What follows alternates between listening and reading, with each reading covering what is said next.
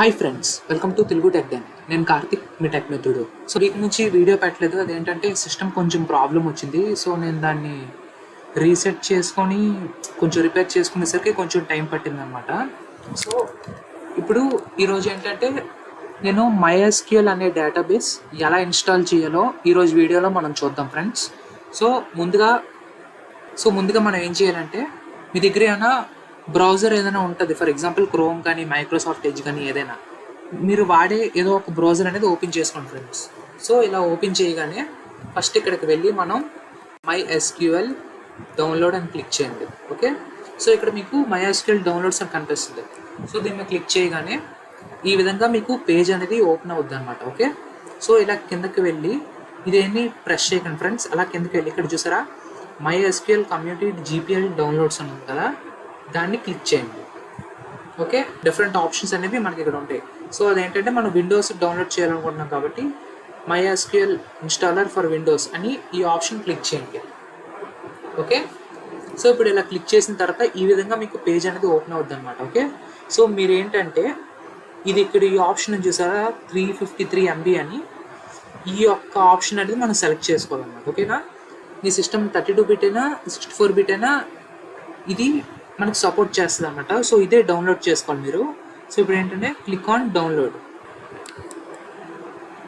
అవగానే ఈ విధంగా మీకు పేజ్ కనిపిస్తుంది అనమాట.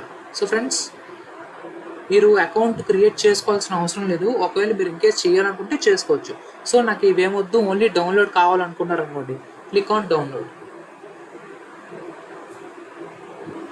చూసారా ఇక్కడ డౌన్లోడ్ అనేది మనకి స్టార్ట్ అయింది. ఈ విధంగా మనకి డౌన్లోడ్ అనేది స్టార్ట్ అవుతాం. నేను 2 సార్లు క్లిక్ చేసాను కాబట్టి ఓపెన్ అయింది. సో ఫ్రెండ్స్, నేను ఆల్రెడీ ఇది డౌన్లోడ్ చేశాను కాబట్టి నేను ఇప్పుడు మళ్ళీ చేయాలనుకోవట్లేదు.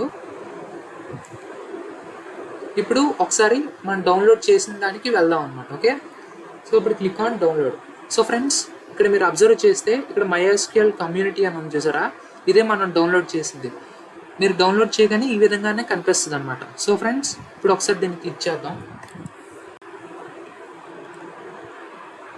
సో ఈ విధంగా మీకు అడుగుతుంది అనమాట. Click on yes. సో ఇప్పుడు ఈ విధంగా మీకు పేజ్ అనేది కనబడుతుంది అనమాట.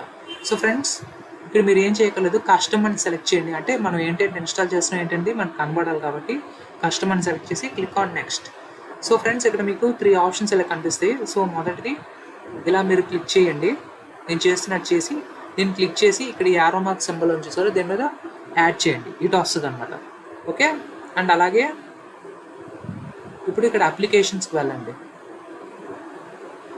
అప్లికేషన్స్కి వెళ్ళి ఇక్కడ మై వర్క్ బెంచ్ ఉంది కదా, దీన్ని కూడా యాడ్ చేయండి. అండ్ అలాగే షెల్, దీన్ని కూడా ఇలా మీరు యాడ్ చేయండి. ఓకే, ఇంక మిగిలినవి ఏం చేయకండి. సో ఈ 3 మనం యాడ్ చేసాం కదా. సో ఇప్పుడు క్లిక్ ఆన్ నెక్స్ట్. సో ఇప్పుడు ఎగ్జిక్యూట్.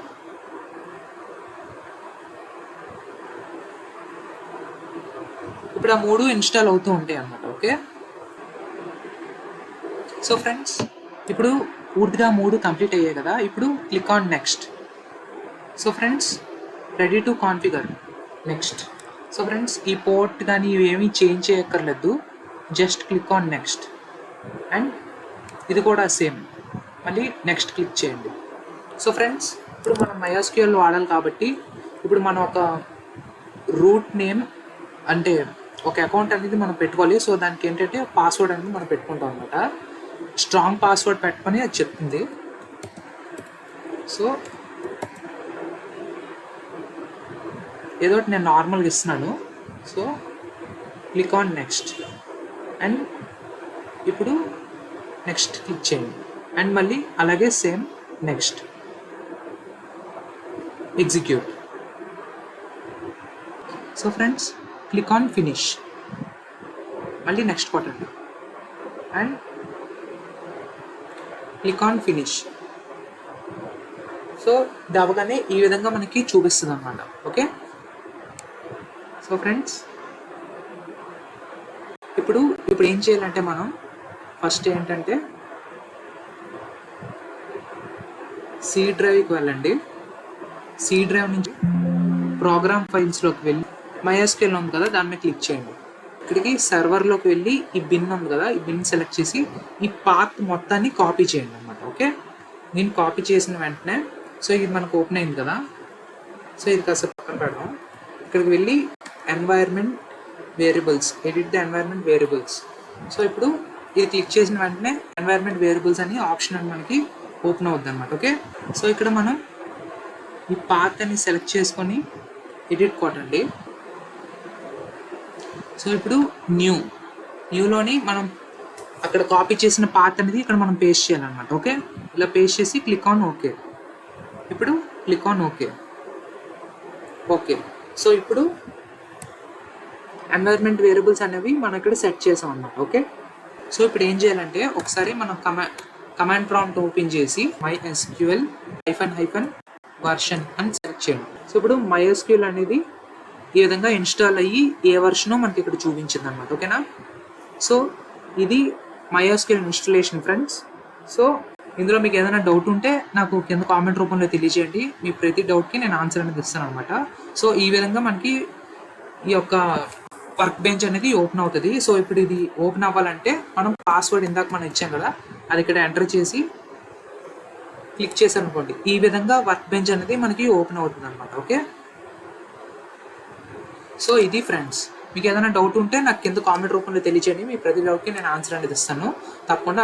అలాగే ఛానల్ని సబ్స్క్రైబ్ చేసుకొని లైక్ చేసి మీ ఫ్రెండ్స్ అండ్ ఫ్యామిలీ మెంబర్స్ అందరికీ షేర్ చేయండి friends. And thanks for watching.